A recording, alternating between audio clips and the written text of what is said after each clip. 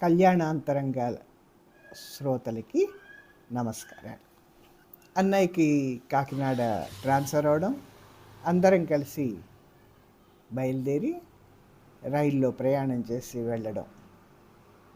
కాకినాడ ప్రధానంగా 3 వీధులు ఉండేవి అక్కడ. ఆలయాలన్నీ ఒకే వీధిలో ఉండేవి, సినిమా హాళ్ళన్నీ ఒకే వీధిలో ఉండేవి. ప్రధానమైన అంటే మెయిన్ రోడ్ ఒకటి. కాకినాడ కోటయ్య కాజాలు తలుచుకుంటే నోరు ఊరుతుంది కదా. సరే వెళ్ళాము, కాస్త సెటిల్ అయినాము. వాచస్పతి అప్పటికే హైదరాబాద్లో కాలేజీలో చేరాడు. నాకు Andhra bank probationary officer return టెస్ట్కి హైదరాబాద్ యాబిట్స్లో ఆల్ సైన్స్ స్కూల్లో సెంటర్ పడింది. అట్లాగే ఓరియంటల్ కాలేజీలో ఇంటర్వ్యూకి కూడా పిలిపొచ్చింది. అన్నయ్య మమ్మల్ని ఇద్దరిని హైదరాబాద్ పంపించాడు. మొదట అక్కయ్య వాళ్ళ ఇంట్లో చిక్కడపల్లిలో ఉన్నాం. తర్వాత వాళ్ళ ఇంటి పక్క పోర్షన్లో ఉన్న అమ్మాజీ వాళ్ళ ఇంట్లో ఉన్నాం. తను ఎస్బీహెచ్లో పనిచేసేది. ఆంధ్రా బ్యాంక్ పరీక్షలో పాస్ అయ్యాను. ఓరల్ ఇంటర్వ్యూకి పిలిపొచ్చింది, కానీ సిటీలో పోస్టింగ్ లేదన్నారు. వేరే ఊరంటే భయపడ్డాను. బావగారు ఎంతో ఎంకరేజ్ చేశారు, కానీ నేను ధైర్యం చేయలేకపోయాను. పైగా నాకు టీచింగ్ లైన్ అంటే చాలా ఇష్టం. ఇంకా ఓరియంటల్ కాలేజీలో అంతకుముందు పనిచేసిన అనుభవం ఉన్న వాళ్ళకే ఉద్యోగం ఇస్తారని తెలిసింది ఇంటర్వ్యూకి వెళ్తే. అక్కడ మహానుభావుల్ని కలిశాను, దేవులపల్లి రామానుజరావు గారిని. అట్లాగే మరో ఇంటర్వ్యూలో ఆచార్య ఖండవిల్లి లక్ష్మీరంజనం గారిని కలిశాను. ఇద్దరు నాన్న గురించి, కుటుంబం గురించి మాట్లాడారు, సబ్జెక్టు గురించి మాట్లాడలే. మరో ఇంటర్వ్యూలో నారాయణ రెడ్డి గారు, అమ్మా నువ్వు ఆంధ్రాలో చదివావు, నీకు ఇక్కడ ఉద్యోగం దొరకడం కష్టం, ఉస్మానియా యూనివర్సిటీలో ఏదైనా డిగ్రీ ఉంటేనే నీకు ఇక్కడ ఉద్యోగం దొరుకుతుంది అని ఖరాఖండిగా చెప్పారు. అమ్మాజీ ఇష్టపడే ఒక ఆయన తన ఇంటికి వచ్చేవారు. అతనికి పెద్ద పెద్ద మీసాలు ఉండడంతో పెద్ద మీలు అని పిలిచేవాళ్ళం. వాళ్ళ ఇంటి ఓనరు మేము తనతో పాటు ఉండడానికి కుదరదన్నాడు.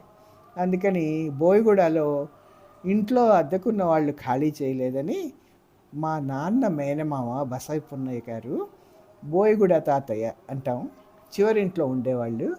ఆయన మా ఇంటి కార్నర్ ఇంట్లో ఒక గది ఇప్పించారు అద్దెకి. నేను తమ్ముడు ఉండేవాళ్ళం.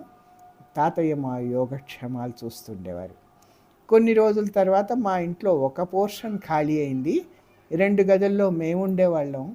పక్కన 3 గదుల్లో రాము, నాగు అనే దంపతులు ఎదురింటి వాళ్ళకి చుట్టాలు, వాళ్ళు ఉండేవాళ్ళు. తను నాతో బాగా కలిసిపోయింది.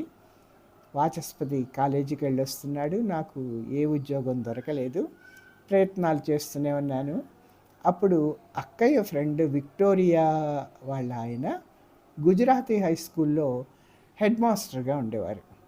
జాన్ గారి మాట మీద నాకు గుజరాతీ హై స్కూల్లో తెలుగు టీచర్గా ఉద్యోగం వచ్చింది. ఆ పిల్లలకి తెలుగు రాదు, నాకు గుజరాతీ రాదు. ఏదో కాస్త ఇంగ్లీష్ని ఆధారంగా చేసుకొని నడిపించాను. స్కూల్ టీచర్లంతా కలివిడిగా, హడావిడిగా, సరదాగా ఉండేవారు. అక్కడ జరిగిన ఒక సంఘటన నాకు ఇప్పటికీ బాగా గుర్తుంది. 3వ తరగతిలో ఏలేష్ అనే పిల్లవాడు క్లాస్లో మాట్లాడుతుంటే చాక్ పీస్ విసిరేశాను. దాంతోపాటు డస్టర్ కూడా పిల్లాడికి తగిలి తలకి కాస్త బొప్పి కట్టింది. ఇంకా చూడండి, వాళ్ళ ఇంట్లో వాళ్ళు కంప్లైంట్ ఇచ్చారు. వాళ్ళ భాష నాకు రాదు, కానీ భావం అయితే అర్థమైంది. పాపం హెడ్ మాస్టర్ గారు చాలా సర్ది చెప్పారు. అట్లాగే గుజరాతీ హై స్కూల్లోనే మెట్రిక్ పరీక్షలకి సెంటర్ పడింది. నాకు ఇన్విజిలేషన్ డ్యూటీ వేశారు. మొదటిసారేమో చాలా స్ట్రిక్ట్గా ఉన్నాను. చాలా చీటీలు కూడా పట్టుకున్నాను. అస్సలు కాపీ కొట్టనీయకుండా కట్టడి చేశాను. ఇంకా చూడండి, బయటికి వచ్చే వాళ్ళకి ఓ 10 మంది చుట్టుముట్టి హిందీలో, తెలుగులో తిడుతూ గొడవ చేశారు. స్కూలు ప్యూన్లు, టీచర్లు వచ్చి వాళ్ళని ఎదుర్కొన్నారు. చాలాసేపు నేను స్కూల్లోనే ఉన్నాను. తర్వాత అటెండర్ని ఇచ్చి ఇంటికి పంపించారు. శ్రీరంజని అని ఒక టీచర్ ఉండేవారు. తనకి ఆ రోజుల్లోనే పెళ్ళి కుదిరింది. మిగతా టీచర్లంతా కలిసి ఆవిడికి సూచనలు, సలహాలు ఇచ్చేవారు. అనుభవంతో చెప్పిన ఆ మాటలు తర్వాత నాకు ఉపయోగపడ్డాయి. నాకే కాదు, పెళ్లి కాబోయే వాళ్ళందరికీ పనికొచ్చే మాటలు. ఒక విధంగా దాంపత్యోపనిషత్తు అనొచ్చు. సుబ్బలక్ష్మి టీచర్, లక్ష్మి టీచర్, రత్నం టీచర్, మహేశ్వరి టీచర్ అంతా నన్ను బాగా చూసుకునేవాళ్ళు. ఒకసారి దసరా సెలవుల్లో కాకినాడకి బయలుదేరాను. నా దగ్గర మంచి సూట్ కేస్ లేదు అని అనుకుంటుంటే మహేశ్వరి టీచరు వాళ్ళ ఇంట్లోది ఇచ్చారు. మేమిద్దరం స్కూల్ నుంచి నడిచి వచ్చేవాళ్ళం. ఆవిడ బన్సీలాల్పేటలో ఉండేవాళ్ళు, నేను బోయిగూడలో. ఇద్దరం కలిసి వచ్చేవాళ్ళం. మాట్లాడుకుంటూ వస్తుంటే ఇట్లా సూట్ కేసు లేదనుకుంటే కరెక్షన్కి పేపర్లు, పిల్లలందరికీ వచ్చిన చిన్న వస్తువులు తీసుకొని ఆ సూట్ కేసులో పెట్టుకొని స్వీట్స్ కూడా తీసుకొని వెళ్ళాను. వచ్చేటప్పుడు సూట్ కేస్ హ్యాండిల్ విరిగింది. గుండె గుబేల మంది. మోండా మార్కెట్లో హ్యాండిల్ వేస్తారని ఎదురింటి సుభద్ర చెప్పింది. తమ్ముడు వెళ్ళి వేయించుకొచ్చాడు. సూట్ కేసు రంగు ఒకటి, హ్యాండిల్ రంగు వేరేది. అట్లాగే టీచర్ గారికి ఇస్తే మహేశ్వరి టీచర్కి ఆవిడ తిట్టి పోశారు. కష్టపడి కొన్ని ఖర్చులు తగ్గించుకొని కొత్తది కొనిచ్చాం. ఆ పని ముందే చేసుంటే మాకే కొత్తది మిగిలేది కదా. ఎవరిని అడిగి ఏ వస్తువు తీసుకోకూడదని ఒక పాఠం అయితే తెలిసింది, నేర్చుకున్నాం. ఇంకోసారి మా స్కూల్ పీడి ఉషారాణి తనకేదో సమస్య వచ్చిందని మా ఇంట్లో ఒకరోజు ఉంటానని అడిగింది. సరే అన్నాను. అది వాళ్ళ ఆయనతో నేనని గొడవ పడిందని తెలిసింది. రాత్రి చాలా ఆలస్యంగా వచ్చింది. వాళ్ళ ఆయన కాస్త గొడవ చేశాడు. మా పక్కింటి వాళ్ళు వచ్చి అతన్ని పంపించేశారు. మాకు అట్లా ఎవరిని ఉండనియద్దని బుద్ధి చెప్పారు. మా పక్కింటి వాళ్ళు మాకు చాలా అండగా ఉండేవారు, మా గురించి పట్టించుకునేవారు. మా ఇంట్లో అద్దెకున్న నాగు వాళ్ళకి ట్రాన్స్ఫర్ అయ్యి వెళ్ళిపోయారు. ముందు వీధిలో ఉన్న ఒక కుటుంబం అద్దెకొచ్చారు. భార్య, భర్త, 2 పిల్లలు. ఆవిడది రాజమండ్రి, ఆయన విఠల్ గారు, ఆవిడ పద్మావతి గారు. పిల్లలు ఉష, గణేష్. చాలా మంచివాళ్ళు. అత్తయ్య గారు, మావయ్య గారు అని పిలిచేవాళ్ళం. పిల్లలు మమ్మల్ని పాపత్త, బాబు, మావయ్య అని పిలిచేవారు. నాకైతే అసలు వంట వచ్చేది కాదండి, రాదు. మాడితేనే అన్నం ఉడికినట్టు. మెల్లిమెల్లిగా ప్రయోగాలు చేస్తూ నేర్చుకున్నాను. కారప్పొడి, కందిపొడి, పుట్నాల పప్పు పొడి ఎక్కువగా చేసి పెట్టుకునేదాన్ని. నెయ్యి ఎప్పుడు ఉండేది ఇంట్లో. పక్కింట్లో కాంతామణి వచ్చి అన్నం వండించుకొని తినేది. అది బాగా గుర్తుంది. అట్లాగే అత్తయ్య గారు చాలా మంచి మాటకారి, చాలా కాలక్షేపం అయ్యేది. తమ్ముడి స్నేహితులు సుబ్బారావు, శ్రీనివాస్, పోతరాజు మొదలైన వాళ్ళు వస్తూ వెళ్తూ ఉండేవాళ్ళు. రోజులు గడుస్తున్నాయి. ఒకసారి ఎంఏ క్లాస్మేట్ విజయ్ భాస్కర్ మా ఇంటికి బోయిగూడ వచ్చారు. చాలాసేపు మాట్లాడాక సుదర్శన్ థియేటర్లో స్నేహం, చిల్లర దేవుళ్ళు 2 సినిమాలకు వెళ్ళాం. చిక్కడపల్లి అక్కయ్య వాళ్ళ ఇంటికి అక్కడి నుంచి సినిమా నుంచి వెళ్ళి కాసేపు కూర్చొని వాళ్ళ ఇంట్లో రాత్రి వరకు ఉండి భోజనం చేసి వచ్చాం. ఆ చుట్టుపక్కలే పతంజలి వాళ్ళ రూమ్ ఉండేది. తను కెనరా బ్యాంక్లో రాష్ట్రపతి రోడ్ బ్రాంచ్లో పనిచేసేవాడు. ఆ రోజుల్లోనే మొదటి ప్రపంచ తెలుగు మహాసభలు హైదరాబాద్లో జరిగాయి. దానికి మా ప్రొఫెసరు డెలిగేట్గా వస్తున్నానని, శిష్యుల ఇళ్లల్లో ఉందామనుకుంటున్నానని ఉత్తరం రాస్తే ఎంతో సంబరపడిపోయి తప్పకుండా రండి గురువుగారని ఆహ్వానించాను. ఆయన వచ్చారు. తమ్ముడు లేడు.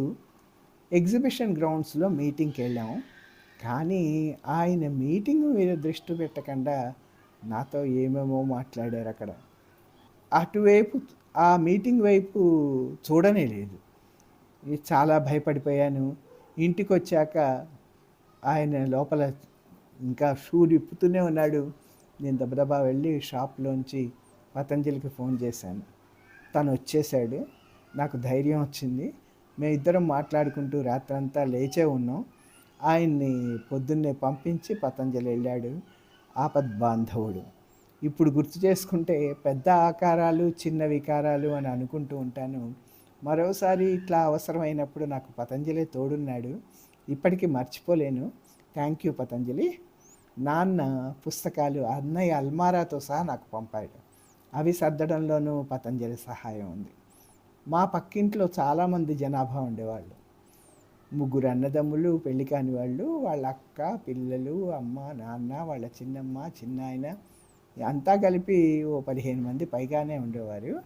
వాళ్ళ ఇంట్లో పనిచేసే నరసవే నా దగ్గర, ఎదురు సుభద్ర వాళ్ళ ఇంట్లో కూడా చేసేది. వాళ్ళ ఇంటి అటుపక్కన కల్నల్ గారు ఉండేవాళ్ళు. వాళ్ళ కోడలు పద్మ పెద్దవారైనా మాతో బాగా కలిసిపోయేవారు. ఒకరోజు అజంతా హాల్లో 'వక్త్' సినిమాకి వెళ్ళడానికి ప్లాన్ వేశారు. పక్క ఇంట్లో కాంతామణి, స్వరూపరాణి, బేబీ అనేవాళ్ళం. వాళ్ళ మావయ్యల పర్మిషన్ అడిగి వాళ్ళని కూడా తీసుకొని అంతా పొలోమని 15 మంది దాకా సినిమాకి వెళ్ళాం. అప్పట్లో జనరేటర్స్ లేవు. అసలే 'వక్త్' పెద్ద సినిమా. కరెంటు పోయి మధ్యాహ్నం ఆటకెళ్తే సాయంత్రం అయినా పూర్తి కాలే. వస్తోంది పోతోంది కరెంటు. పక్కింటి వాళ్ళు మనిషిని పంపించి కాంతిని, స్వరూపరాణిని, బేబీని పిలిపించేశారు. వాళ్ళకి చిన్నప్పుడే తండ్రి పోతే అమ్మమ్మ వాళ్ళ ఇంట్లో మామయ్య సంరక్షణలో ఉండేవారు. పాపం ఆలస్యం అయిందని వాళ్ళని బాగా అదిలించారట. వాళ్ళు తర్వాత మాతో చెప్పుకొని బాధపడ్డారు. వాళ్ళ మామయ్యని బాగా తిట్టుకున్నాం. అప్పుడు తెలియదు నేను ఆ ఇంటికి కోడలుగా వెళ్తానని అనుకోండి. విధి చేసే వింతలు అన్నీ ఇన్ని కావు. మరిన్ని విశేషాలతో మళ్ళీ కలుద్దాం.